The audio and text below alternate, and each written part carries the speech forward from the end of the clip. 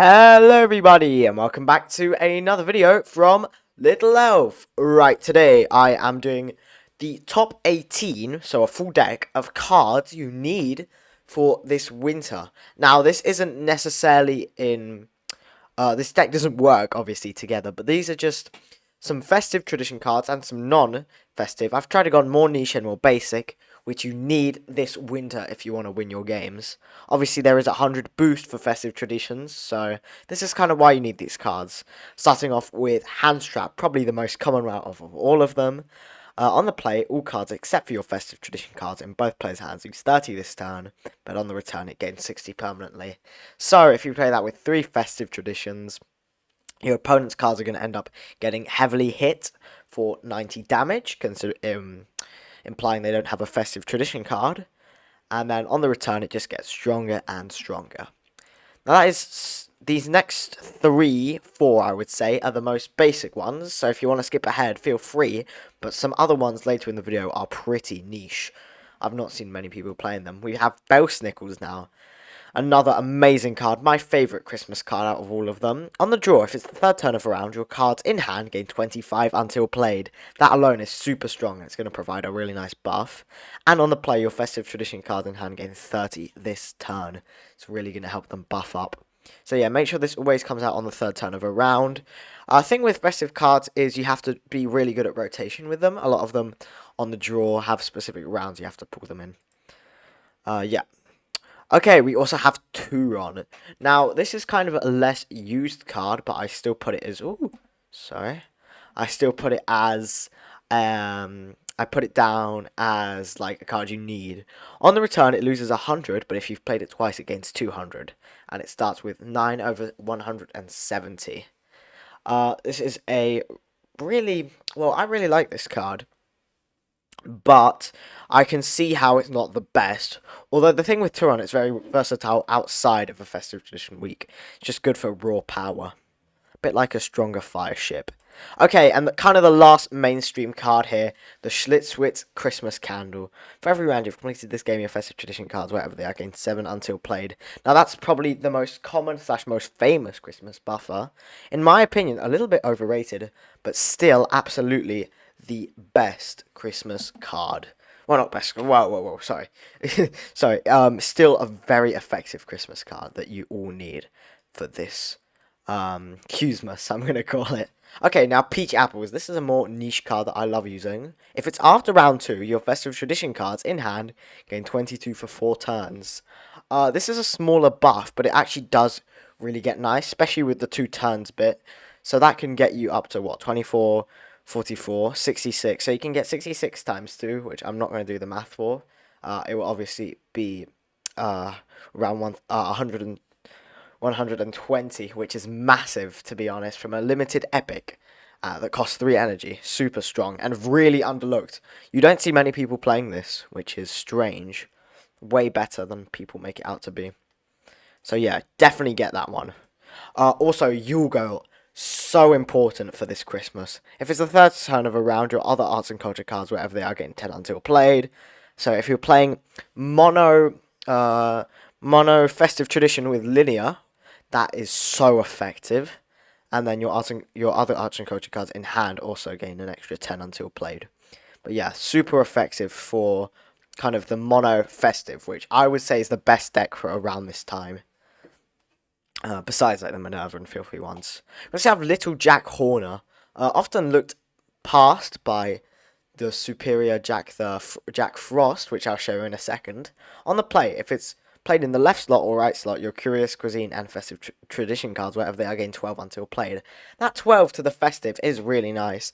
And also, Curious Cuisine is not bad if you're starting the game. So if you're just starting Q in this Qsmas, then Little Jack Horner's a really good card to go for. And it's also a limited rare. I've kind of gone for less rare cards, so they're easier to get. We also have Sauna Elf. Now, mainly I put this in because I'm Little Elf. But also, this is super strong, especially for energy. On the draw, your Festive Tradition cards, wherever they are, cost -1 energy until played. Keeps the cost down if it's a small week. And on the return, your Festive Tradition cards, wherever they are, gain 10 until played. So, again, if you're playing that mono festive deck, that gets so strong. Okay, we also have Apple Tree Man. On the play, if you've played Apple Tree Man this game, your arts and culture cards where in hand gain 38 until played. I mean, this turn, sorry. Until played would be way too strong. I love this card. Still not that good. It's not as good anymore as it used to be back when the power for rounds was a bit smaller. But still, I love, love, love this card. And in the mono, Arts Festive, it's so strong. Nalaju. Now, again, this is definitely the last mainstream card here, but it is an epic and still pretty easy to get, so make sure you get this one. On the draw, your cards in hand lose -1 energy and 15 permanently, and on the play, the card opposite this loses 50, and your cards adjacent lose 50. So just don't play it in the middle. That will be an even kind of conversion, so it just ends up giving you really nice permanent buffs. Okay. This is a really card that I love using. It's Jola Boca Flood. I don't know how to pronounce that. Jola Boca Flood. And it's guessing some stack of books. Your arts on the draw, your arts and history cards in hand gain 24 until played.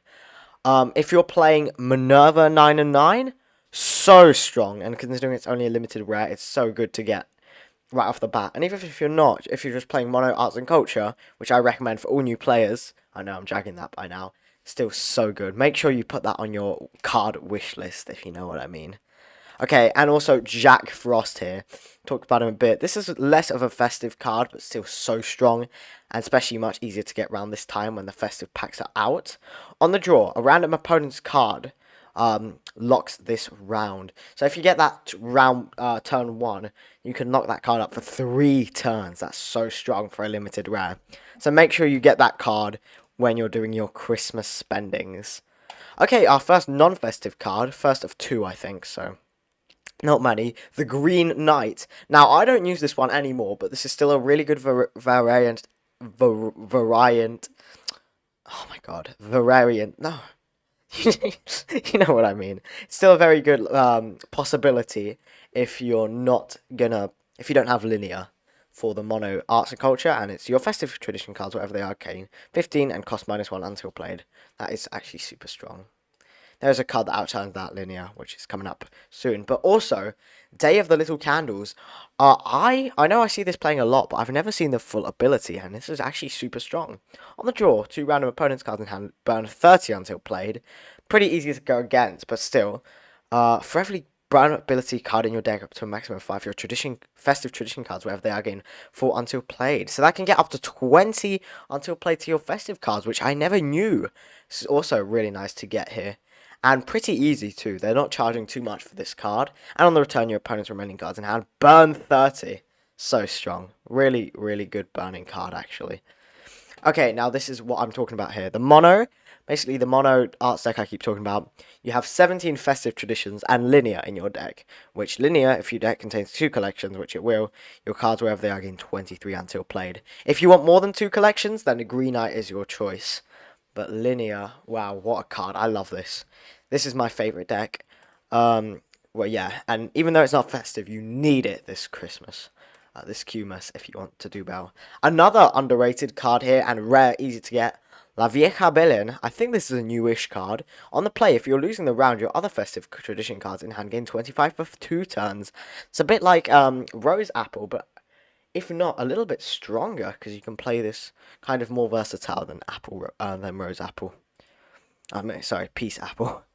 Okay, Straggle. Now, this is a pretty controversial card. Shouldn't apparently work, but I think it's got a lot of potential. There's a lot of Halloween and festive crossover cards, so I think this one's definitely worth it. Even if you're not going to play this much, it is worth experimenting with and having this Christmas from the packs.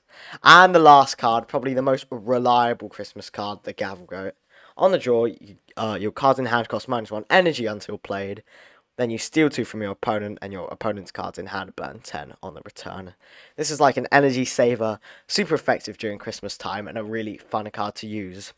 But obviously, all festive tradition cards are good to use this time of year. And I hope you enjoyed the video. You can pause there and check out all the cards. Hope you enjoyed, and I'll see you in the next one. Goodbye!